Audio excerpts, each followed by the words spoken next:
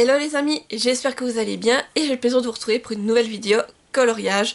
Il est temps pour moi en fait de vous présenter tous les colos que j'ai réalisés pendant la période printanière. Alors il me semble qu'il y en a un peu moins que pour certaines autres périodes, mais en fait pendant cette saison j'ai fait pas mal de diamond painting car si vous m'avez suivi mes vlogs, vous allez voir que pour les Imaginales j'avais prévu en fait d'offrir des marque-pains réalisés en diamond painting aux gens que je croiserai, donc ça m'a pris pas mal de temps et c'est vrai que j'ai dû un peu mettre de côté le coloriage, mais malgré tout j'ai quelques réalisations à vous présenter, donc ça ce sera tout à l'heure. Et je voulais commencer la vidéo en fait par vous montrer le matériel de coloriage qui s'est ajouté, que j'ai reçu pour la plupart. Et donc alors par quoi vais-je commencer en fait? Alors on va commencer par ceci. On va dire que j'ai été aider ma meilleure amie à déménager et pendant le déménagement j'ai parlé du fait que j'aimerais bien essayer les pastels ou ces choses là, et comme je sais qu'elle faisait aussi beaucoup de coloriage à un moment donné, je lui ai posé quelques questions et puis tout d'un coup elle a sorti une énorme boîte. Elle m'a dit écoute, moi je ne colorie plus mais j'ai tout mon matériel et ce serait dommage de le jeter, donc je te donne déjà des pastels, tu essayes et si ça te plaît bah, tu peux revenir en chercher, moi de toute façon je ne m'en sers plus. Alors elle m'a donné déjà deux boîtes comme ça, voilà. Ce sont des pastels à l'huile Van Gogh. Voilà, ouais, je sais pas si vous les verrez. Attendez, je vais ouvrir. Elles sont comme ceci, voilà, les pastels Van Gogh. Voilà, elle m'en a donné deux paquets pour essayer. Donc là, je suis en train de les tester sur un coloriage. C'est justement mon coloriage en cours, vous le verrez tout à l'heure. Mais déjà, j'aimerais bien m'en servir pour essayer de faire des fonds au niveau des pastels. Et elle m'a également donné des pastels secs. Donc là c'est les Jet Gazelle, des extra fines. Donc voilà, la boîte se présente comme ça, il y en a 60. Après vous avez encore une boîte comme ça que vous pouvez ouvrir, tac. Et là vous avez une protection et les pastels sont juste en dessous. Donc oui, elle les a déjà servis, elle m'a dit qu'elle coloriait beaucoup. Mais pour moi ça me permet de faire des essais et voir justement ce qui me convient le mieux. Alors, je vous avoue que pour le moment celle-ci je ne les ai pas encore servies, car je sais que pour les pastels sèches il faut justement un spray fixatif pour pouvoir fixer les pigments, pour pas que, parce que c'est vraiment un peu poudreux. Et pour le moment je n'ai pas encore le spray fixatif, alors j'attends de m'en procurer un pour commencer à faire des essais avec. Mais les Van Gogh je teste déjà. Et en même temps aussi, comme c'est des choses qu'on doit tellement travailler avec le doigt, alors c'est vrai que je suis pas adepte de travailler tout le temps avec les doigts, donc je me suis acheté des estampes. Voilà, c'est ceci, c'est en papier, et si je vous en sors un pour que vous puissiez voir, alors ça c'est le plus gros parce qu'il y a différentes tailles, vous voyez, c'est comme ça. Vous avez le bout pointu, et après vous pouvez estomper justement votre couleur, votre pastel, comme ça. Donc là il y a vraiment un lot, avec un peu toutes les tailles, pour faire des plus petites pour faire justement les coins, les petites zones, et des plus grosses pour les plus grandes zones. Donc je m'en suis déjà servi aussi, c'est pas mal, je dois avouer. Après je vous mettrai aussi, si je retrouve les liens du matériel, je vous les mettrai dans la barre d'infos si ça vous intéresse, pour que vous puissiez aller voir. Et lors de notre passage chez Cultura, je me suis acheté de l'essence sans odeur de Sennelier. Donc là c'est aussi pour tout ce qui est peinture à l'huile, comment je parle, c'est pour tout ce qui est peinture à l'huile, ou bien pareil pour les pastels à l'huile, ça marche également. C'est aussi pour pouvoir estomper davantage, donc je me suis dit que j'allais prendre ça.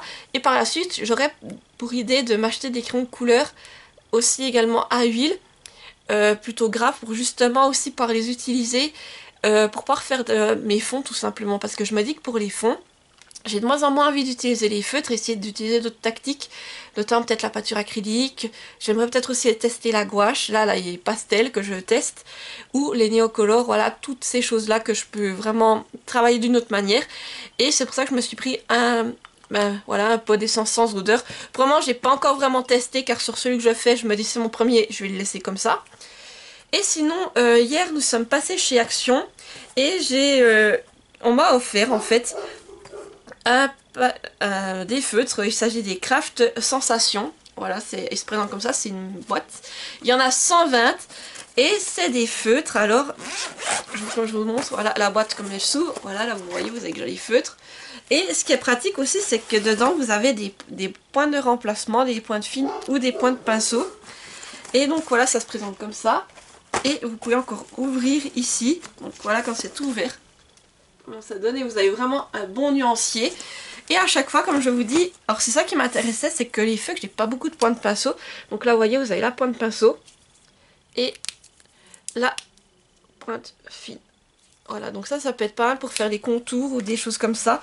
Et la pointe pinceau, c'est vrai que j'en ai pas beaucoup à part les Faber-Castell Pitt et je me dis que j'aimerais bien avoir des feutres à eau avec des points de pinceau. Donc ceux-là, ça peut être pratique. Donc je viens de les recevoir. Alors, j'ai pas encore pu les tester. Il faudra que je fasse le nuancier. Si ça vous intéresse, dites-le moi en commentaire. Je vous en dirai plus lors de ma prochaine vidéo coloriage.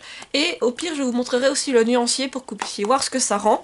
Mais en tout cas, je suis contente. Et puis, vu que les couleurs mystères deviennent de plus en plus complexes, justement, le fait d'avoir aussi de plus en plus de teintes de feutre me permet de justement avoir le nombre de teintes ou de variations de teintes nécessaires pour un color mystère qui est plus complexe. Et voilà, donc en tout cas, je suis contente et je remercie encore la personne de m'avoir offert ce joli pack.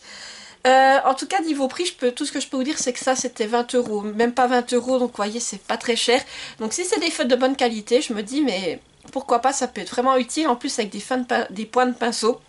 Vraiment, ce serait top. Et ça peut vraiment être toujours utile pour les mystères ou pour d'autres coloriages. Donc voilà. Maintenant, je vous reprends plutôt de l'autre côté où c'est que je vais vous montrer les colos que j'ai fait actuellement. Et je suis désolée si vous entendez Benji, mais il y a le facteur qui est en train de passer.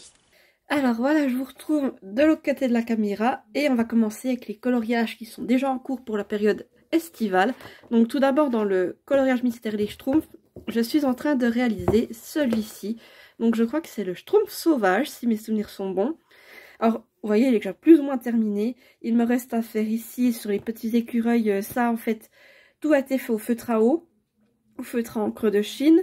Non, là je crois que non, en fait là c'est tout du feutre à eau. Et en fait, il y a juste la teinte ici, qui était le roux plus foncé, que j'ai pas trouvé en feutre à eau. Donc, je vais la faire au feutre acrylique, pour donner, voilà, enfin, ce sera un hybride au final, comme j'aime bien appeler ce style de coloriage.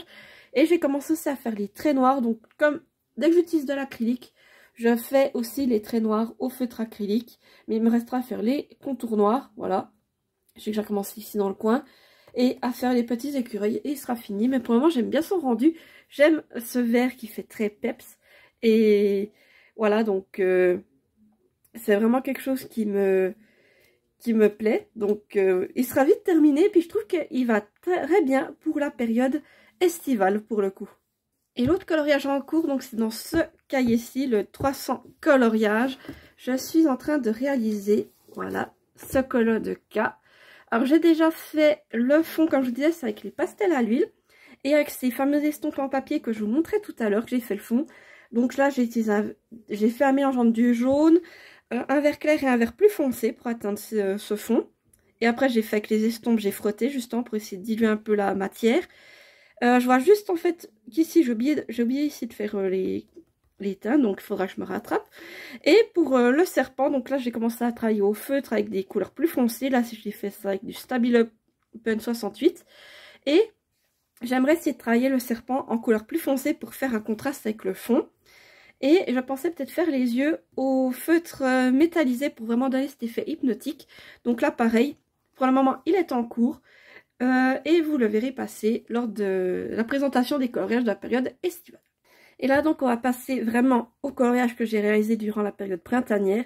Donc, tout d'abord, j'ai été dans le Disney Dreams Collection. Donc là, c'est des dessins de Thomas Kincaid pour le coup. Et j'ai réalisé celui-ci.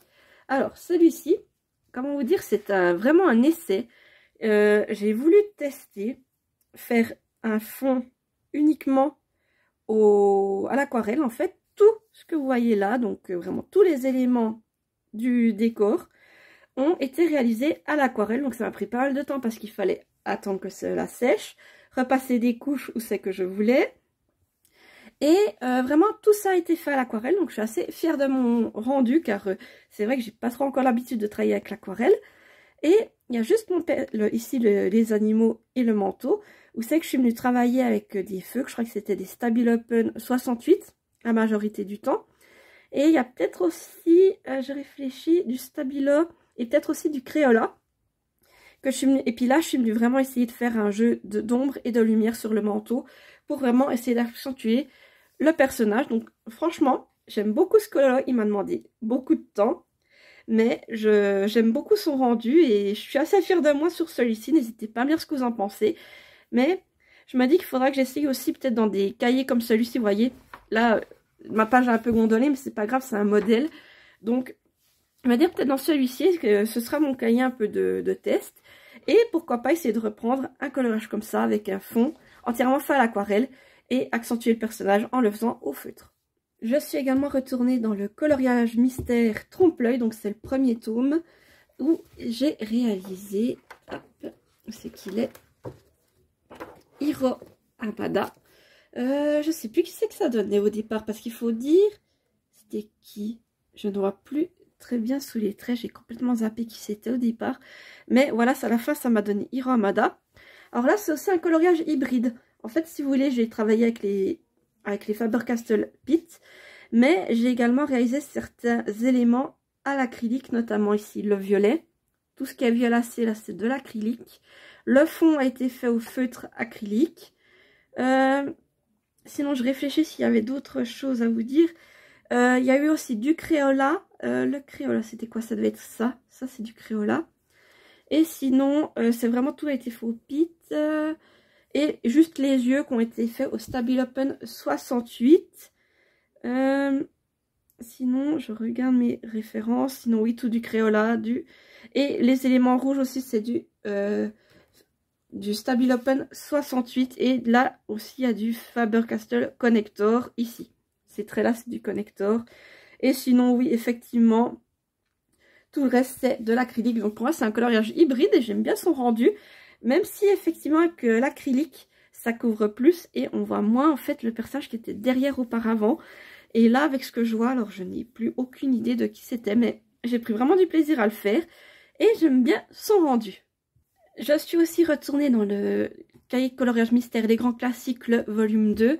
Et là, j'ai réalisé, donc ça, c'est un des chats, des aristochats, des chats musiciens, pour être plus précise. Alors, celui-ci, il a été fait au Stabilopen 68. En tout cas, tout le fond, c'est du Stabilopen 68. Il y a également du Pitt. Ici, je crois que le Pitt, c'est ces couleurs-là. Le Faber-Castell Pitt. Et sinon, il y a aussi du Crayola, je crois, dans un des verres. Je ne sais plus exactement lequel. Et, alors, ici, la guitare, elle devait être faite de base au Faber-Castell Pitt. Sauf que mon feutre a rendu l'âme en plein milieu de la guitare et je me suis épurée. C'est pas possible. J'ai essayé de faire avec un feutre plus foncé, mais on voyait avec les démarcations. Et je dois dire que ici, pour cette partie-là, c'est les feutres acryliques qui m'ont sauvé la mise. J'ai trouvé une teinte qui correspondait dans mes feutres acryliques et j'ai passé qu'une seule couche. Et ça m'a donné ce rendu-là. On sait que ça a totalement couvert le reste. Et du coup, ça devenait un hybride, mais malgré lui, car si le feutre n'avait pas rendu l'âme, j'aurais tout fait au feutre à eau ou au feutre en encre de Chine pour celui-ci. Mais malgré tout, j'aime bien le rendu et ça m'a montré que au cas où, eh bien, les feutres acryliques peuvent me sauver la mise. Maintenant, on va passer au tour du monde. C'est le grand carré et c'est le premier colloque que j'ai réalisé à l'intérieur. J'ai fait celui-ci, donc de Balou et du Roi Louis. Alors, ici, ça a été un test. J'ai fait... Les personnages ont été faits au feutre à alcool. J'ai essayé une nouvelle technique pour essayer d'avoir le moins de traces possible. Donc là au départ c'est la première zone que j'ai fait, donc c'était pas très réussi. Mais sur les autres zones, je trouve que c'est plus ou moins réussi. Là aussi j'ai fait au feutre à alcool les pierres, le sol. Et je crois aussi ici c'est les petits serpentins, tout ça c'est du feutre à alcool.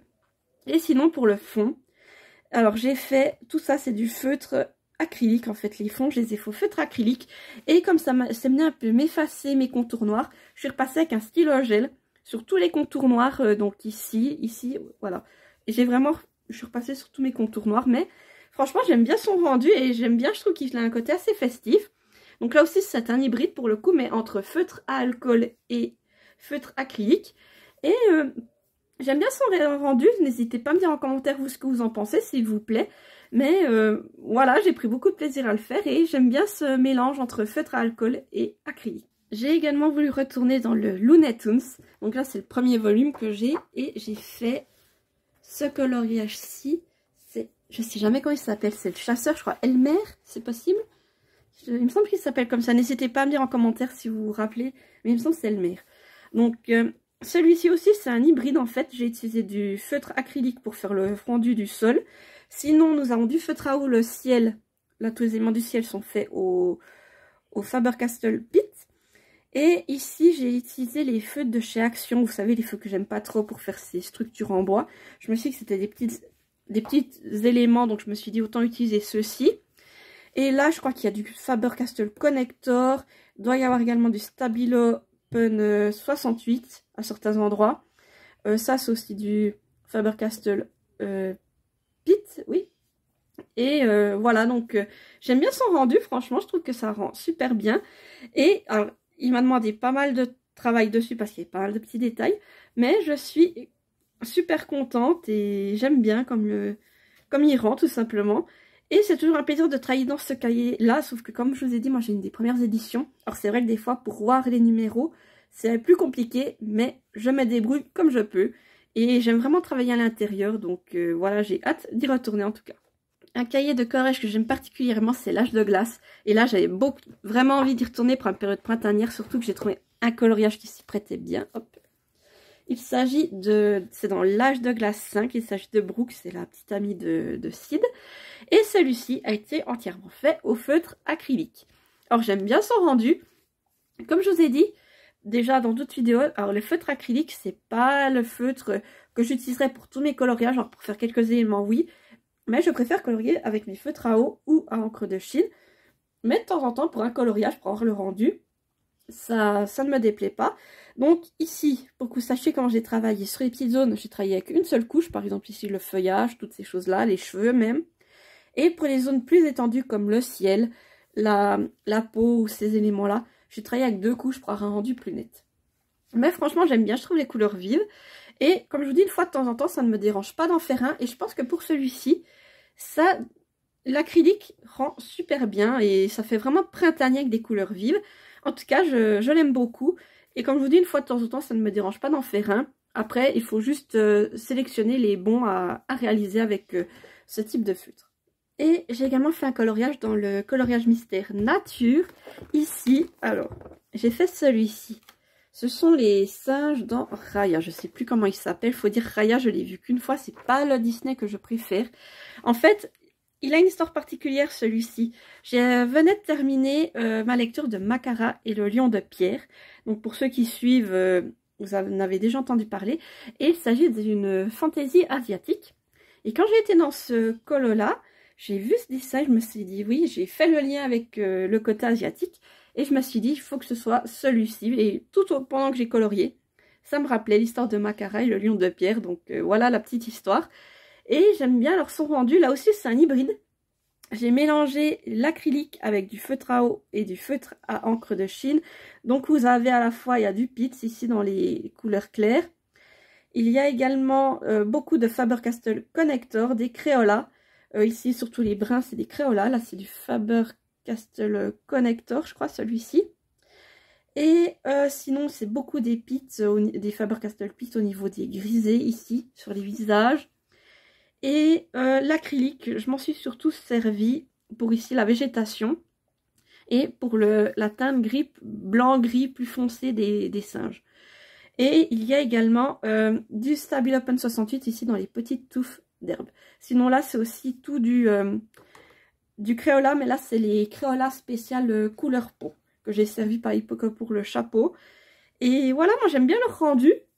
Je trouve qu'ils sont sympathiques, mais même si, comme je vous dis, Raya, c'est pas le Disney que j'ai le plus regardé, mais ça me rappelait inconsciemment Makara et le lion de pierre. Et voilà, ça m'a fait plaisir de le réaliser juste avant de switcher avec la période estivale. Et je suis aussi retournée dans le Fantastische Tierwelt de Mili Marotta, où là, c'est justement sur ce coloriage-ci que j'attendais pour vous tourner la vidéo. En fait, j'en vous en ai parlé plusieurs fois dans des vlogs. Déjà, je vous ai dit que pour l'oiseau, je me suis inspirée d'une mésange parce que je ne savais pas ce que c'était en commençant le coloriage. Et après coup, je me suis dit c'est peut-être un martin pêcheur. Donc voilà, tant pis, j'avais commencé à prendre une inspiration d'une mésange. Et quand j'ai vu tout ce qu'il y avait à faire, en fait, je me suis dit mais ce serait dommage de laisser mon fond blanc. Donc normalement, je sais qu'on commence par faire le fond si on veut le faire, surtout si on veut le faire d'une autre manière que du feutre.